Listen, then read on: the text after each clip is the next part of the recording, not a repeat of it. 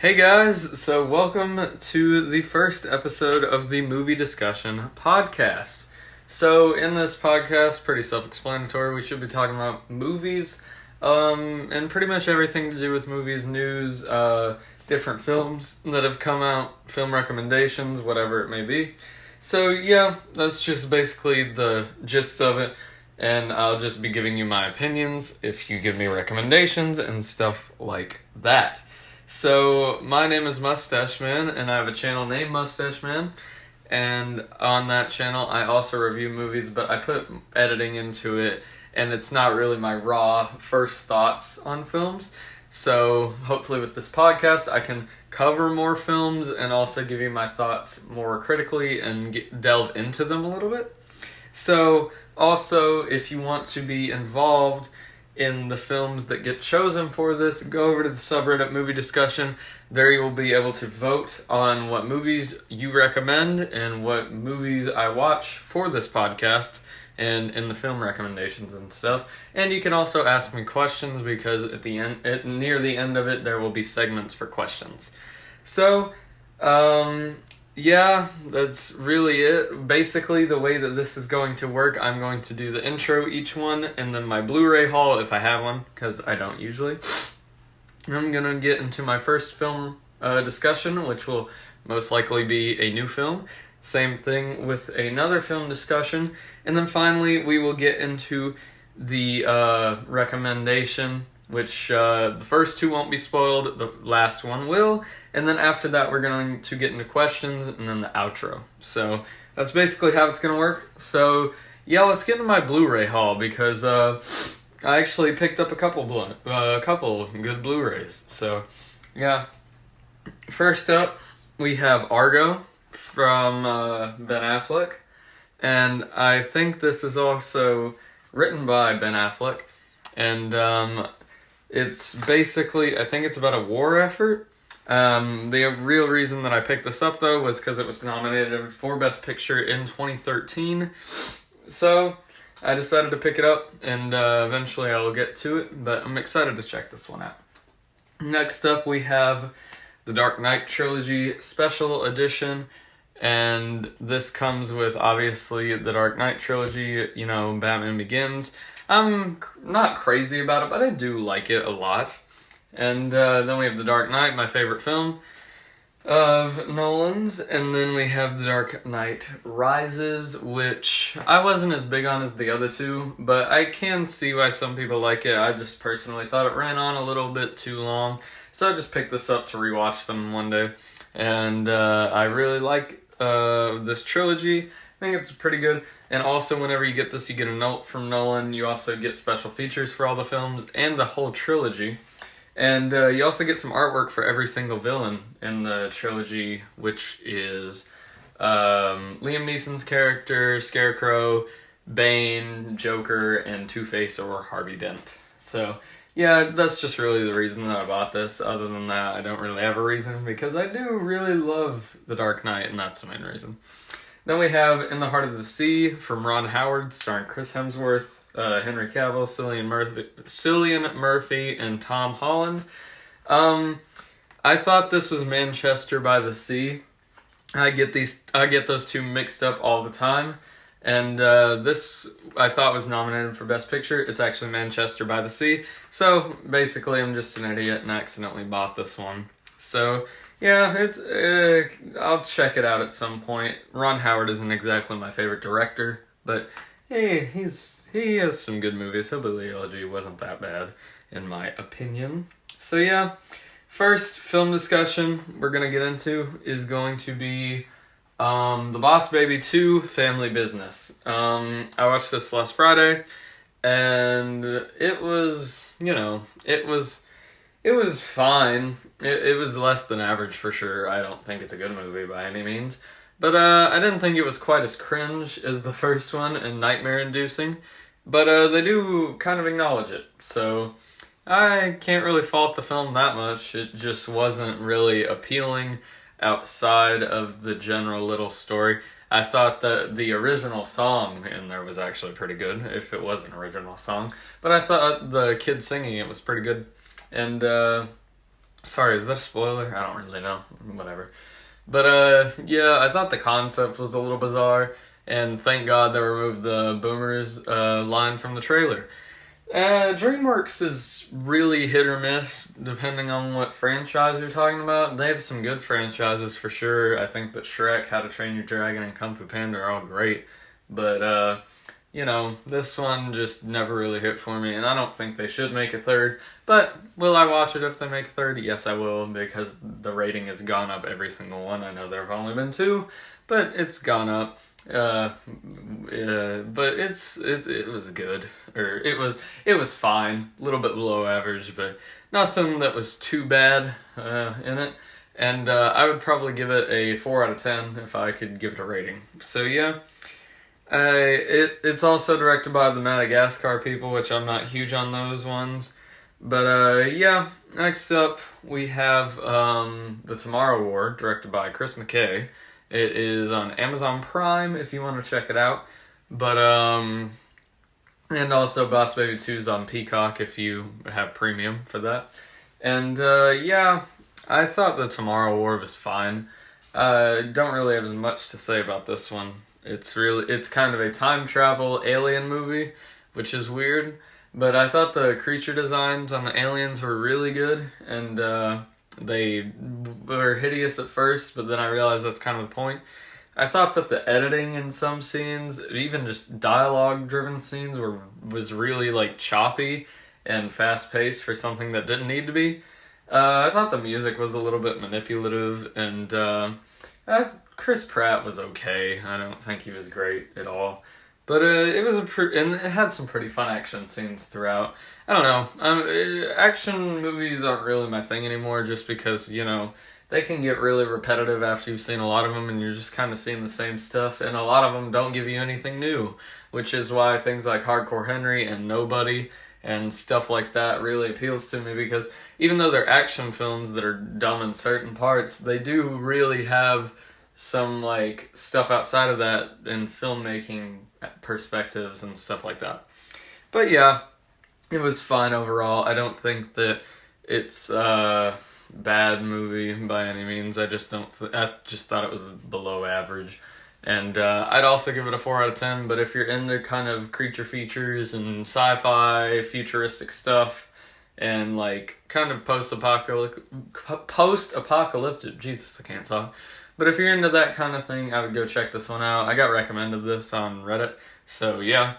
If you want to go see it, or if you don't like it, I completely understand, because I don't really either. But I can see why some people may like it. So, next up for the film recommendation, which this week it is not a film recommendation, because it is the first episode and I didn't have time to get to a film recommendation. That'll be next episode, so if you want to go vote for that, go to my Reddit, MustacheManYT, capital M's, capital YT, so that's enough cross-promotion. But this one's going to be Stanley Kubrick's 2001, A Space Odyssey. This is the first time I'm ever seeing this, and I don't know, I thought it was good. I thought it was really great in some parts. And especially the ending, it was fantastic. Probably the best ending I've ever seen in a movie. But it was fine. I thought that the filmmaking was really well done, and don't get me wrong, I thought that the production design was absolutely insane. I also thought the cinematography was pretty good, except for when they give you that close-up shot of HAL 9000. I'm sorry, but it pisses me off. And by the way, this is a spoiler discussion, so if you haven't seen the movie, check out now. And yeah, I really did think it was good overall. My rating is just based off like the filmmaking and stuff. The pacing was really slow, which might work for some people, but I don't like it. For some reason, I really love the way that Cooper directs his films, but the pacing gets thrown off in a lot of them. I don't know what it is, but I didn't really fall in love with the pacing here. It was too slow for me at certain points, and just kind of some dumb shots here and there. But don't get me wrong, I still really love this. I thought that for its time, it looked amazing, and it still looks great. The visuals was absolutely incredible, especially in that ending scene again. And I thought that ending scene was really trippy and weird, and that's really the way I like my films, really experimental while also having a lot of thought-provoking stuff in it, which was what that ending delivered. Sadly, the other, 2 hours wasn't as engaging to me, but I still did really enjoy it, don't get me wrong. The filmmaking was really great in it, but it is, in an entertainment standpoint, it wasn't quite as high as something like Spartacus or The Killing even though I don't love The Killing. I thought that it was good. Paths of Glory, stuff like that. I thought, or even The Shining, I thought that it ran way too slow at certain points, whereas, The Shining had me on edge the whole time, even though it was a little bit slower. I don't think that this should be in as high acclaim as it is, but I understand why it is, especially if you like slow movies.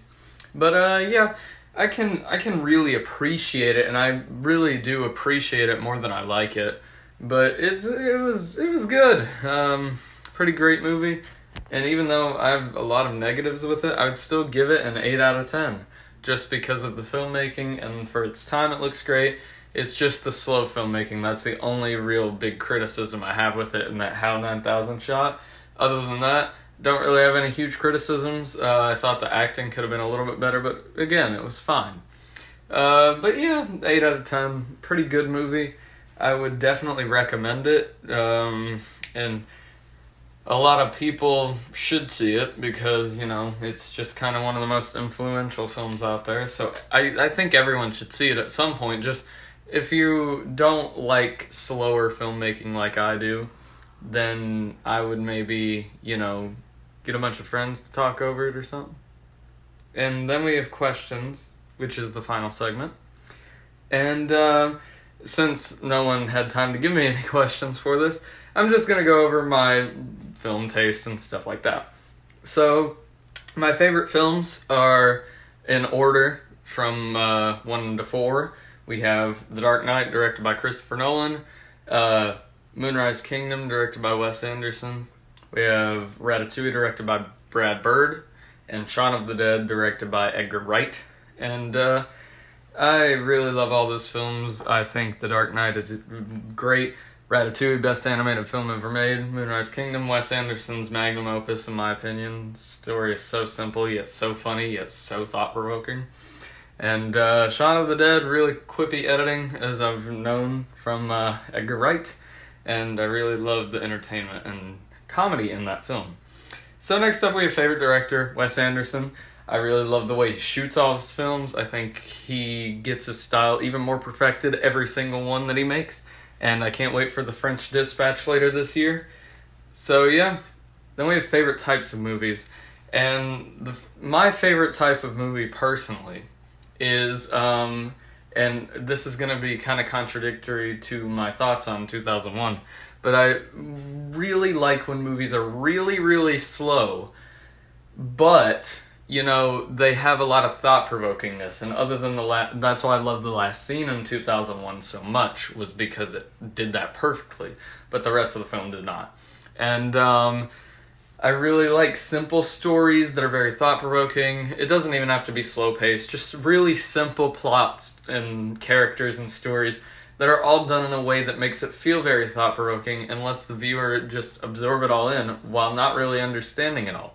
And that's my favorite. Like Moonrise Kingdom, a lot of people don't love that film as much as a lot of other Wes Anderson films, but the way that I see it is that they took these really simple characters, really simple town, really simple plot, and they made a great, entertaining movie out of it that really does have you thinking a lot about, just filmmaking and stuff like that, and the way that we, deal with stuff, because obviously the stuff in that movie is really exaggerated, and it's meant to be that way to show kind of our insanity and our wild side on different aspects. So yeah, I really did enjoy it, and that's why I love that. The Dark Knight, the reason that I love that is because Nolan kind of made an art house film out of an action hero film, which I really love. Which that one isn't really thought-provoking, but I still do love it. and it kind of proves the insanity of man. That's why I find it so engaging, and Heath Ledger's performance, obviously great. Ratatouille, indie Pixar film. You know, Brad Bird knows how to write an adult animated film, which is hard to come by now because a lot of people think that animation is just for kids. So I don't really agree with that mentality, but I do think that Brad Bird perfectly made a film that is both entertaining for children and adults and people of all ages. And then you have Edgar Wright. That's not really a thought-provoking movie, it's just kind of an entertainment movie, and that's why I love it so much. But a lot of people love it just for its quippy editing, writing, pacing, all that. That's why I love it. It's not really thought-provoking, but it is really good. So those are my favorite types of movies. Outside of that, I really do, or I guess I'll go into studios and franchises. I really love the MCU. I think that they do a lot of stuff well that a lot of critics don't take account into, or a lot of critics don't take into account because they don't really realize it. But I think Kevin Feige is great with that stuff, and I think that's really nice. Some of my favorite studios, obviously, like Pixar.